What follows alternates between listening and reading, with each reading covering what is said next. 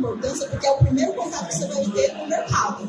E o mercado de jogos, principalmente no Brasil, por mais ser pequeno, ele é um pouco difícil para entrar. Assim, hoje em dia tem muito mais vagas, mas vagas iniciantes não tem tendo tanta.